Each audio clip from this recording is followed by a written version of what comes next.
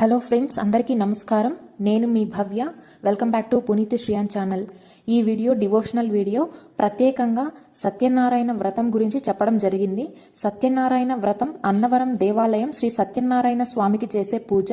ఆయనకి ఇష్టమైన మంత్రం ఓం నమో భగవతే వాసుదేవాయ నమః. ఆయుధం సుదర్శన చక్రం, చిహ్నం అరటి చెట్టు, వాహనం గరుడ, భార్య లక్ష్మీదేవి. ఈ వ్రతాన్ని హిందూ వధూవరులు శ్రద్ధగా ఆచరించిన వారి కాపురం దివ్యంగా ఉంటుందని పురాణాల ప్రకారం తెలుస్తుంది. విద్యార్థులు, వ్యాపారులు ఇంకా ఎవరు ఆచరించినా విజయం చేకూరుతుందని విశ్వాసం. ఈ పూజ స్కంద పురాణంలో వర్ణించబడింది. ఎలాగూ కార్తీక మాసం మొదలయ్యింది కదా. హిందువులకు ఈ నెల శివుడు, విష్ణువులిద్దరి పూజ కొరకు చాలా పవిత్రమైనది. ఈ కార్తీక మాసము నదీ స్నానములకు, వివిధ వ్రతములకు చాలా శుభప్రదమైనది. క్షీరాబ్ది ద్వాదశి వ్రతం, సత్యనారాయణ వ్రతం, కేదారేశ్వర వ్రతం కార్తీక మాసంలో చేసుకునే వ్రతాలు. ఈ మాసంలోనే అయ్యప్ప స్వామి దీక్ష ప్రారంభమై మకర సంక్రాంతి వరకు కొనసాగుతుంది. కార్తీక మాసము తెలుగు సంవత్సరంలో 8వ నెల. పౌర్ణమి రోజున కృతికా నక్షత్రము అనగా చంద్రుడు కృతికా నక్షత్రంలో కలిసిన రోజు కాబట్టి ఈ నెల కార్తీకము. స్కంద పురాణంలో ఈ విధంగా చెప్తారు.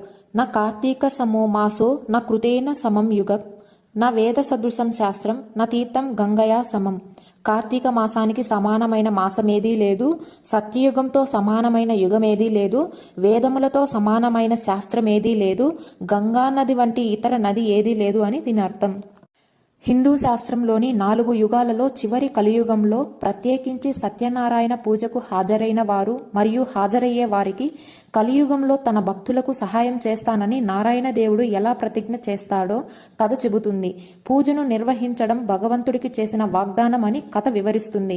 మరియు పూజను పూర్తి చేయడంలో విఫలమైన లేదా వారి వాగ్దానాలను మర్చిపోయినా దాని పరిణామాలను వివరిస్తుంది. ఏ పూజనైనా ఏ వ్రతమైనా ముందుగా ఎలా ఆచరించాలో తెలుసుకోవాలి. పూజ చేస్తున్నప్పుడు కన్నా పూజ ముందే తెలుసుకోవడం ఉత్తమమైన విషయం. ఈ సత్యనారాయణ వ్రతం ఒకటి చేసుకుంటే ఎంతో మంది దేవుళ్ళకి పూజలు చేసుకున్నట్లే. ఎందుకంటే ప్రథమంగా విఘ్నేశ్వర స్వామికి, లక్ష్మీదేవి విష్ణుమూర్తికి, శివుడు పార్వతికి, ఆదిత్యాది నవగ్రహాలకు, ఇంద్రాది అష్టదిక్పాలకులకు, ఆదిదేవతలకు, ప్రతిది దేవతలకు మరియు కులదైవముకు ఇంకా మనకు నచ్చిన దేవుళ్ళని దేవతలని ఆహ్వానం చేసి ఈ సత్యనారాయణ స్వామి వ్రతంలో పూజ జరిపించడం జరుగుతుంది. అందుకే కార్తీక మాసం స్పెషల్గా ఈ వీడియో చూపిస్తున్నాను. ఈ వ్రత విధానాన్ని ఎలా చెయ్యాలి అనేది స్వయంగా శ్రీ మహావిష్ణువు నారదునితో అన్న మాటలని సూత మహర్షి సౌనకాది మునులకు చెప్తాడు. అదే నేను మీకు వినిపిస్తున్నాను.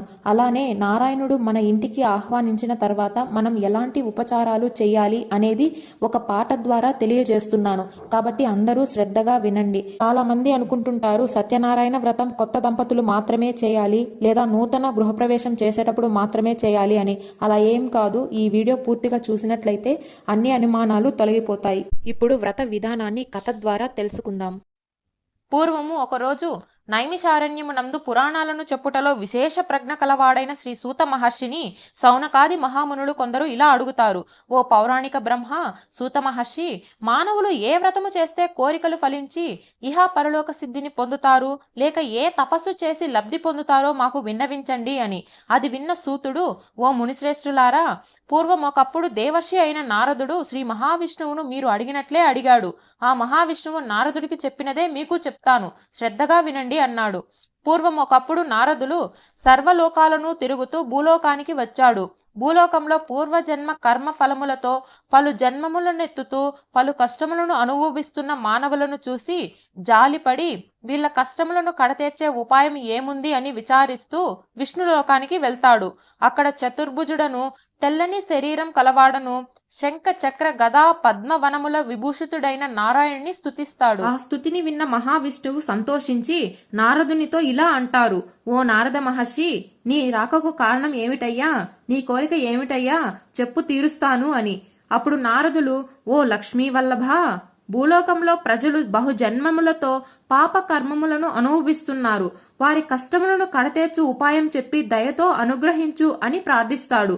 అప్పుడు స్వామివారు, ఓ నారద, మంచి విషయాన్ని అడిగావు, చాలా బాగుంది. మానవులు దేనిచే సంసార భ్రాంతిని వదిలి సుఖ సంతోషాలను పొందుతారో ఆ సులభోపాయములను చెబుతాను విను అంటారు. భూలోకమున, స్వర్గలోకమున కూడా దుర్లభమైన మహాపుణ్యప్రదమైన వ్రతం ఒకటి ఉంది. అదే సత్యనారాయణ స్వామి వ్రతము. దాని విధి విధానమున భక్తి శ్రద్ధలతో ఆచరించిన వారు ఇహలోకంలో సర్వసుఖములను అనుభవించి పరలోకమున మోక్షమును పొందుతారు. అప్పుడు నారదుడు అన్నారు, ఆ వ్రతాన్ని ఆచరించడం వలన మనకేమి ఫలితం వస్తుంది స్వామి? అది ఎలా ఆచరించాలి? ఒకవేళ ఇంతకు ముందు ఎవరైనా ఈ వ్రతాన్ని చేసి ఉంటే ఫలితం ఏమైనా పొందారా? ఈ వ్రతాన్ని ఎప్పుడు ఆచరించాలి స్వామి అని వివరించమన్నారు. అప్పుడు స్వామి అన్నారు, ఈ వ్రతం ప్రజల కష్ట నష్టాలను విచారాన్ని పోగొడుతుంది, ధనధాన్యములను వృద్ధి చేస్తుంది, సౌభాగ్యకరమైన సంతానాన్ని, సర్వత్రా విజయాన్ని ప్రసాదిస్తుంది. మాఘ వైశాఖ కార్తీక మాసములందు గాని ఏదైనా శుభదినమునందు గాని ఆచరించాలి. యుద్ధ ప్రారంభమునందు కష్టములొచ్చినప్పుడు, దారిద్ర్యము సంభవించినప్పుడు అవి పోవడానికి ఈ వ్రతం ఒక ఉపాయము.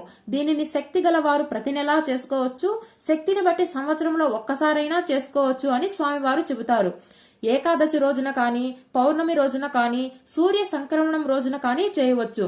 ఉదయం సూర్యుని కంటే ముందే నిద్రలేచి స్నానాది నిత్యకృత్యములను ముగించి స్వామికి నమస్కరించి, స్వామి సత్యనారాయణ, నీ అనుగ్రహ ప్రాప్తికై భక్తి శ్రద్ధలతో నేను ఈ వ్రతం చేస్తున్నాను, నాపై దయచూపు అంటూ భక్తి శ్రద్ధలతో భగవంతుణ్ణి ధ్యానించాలి.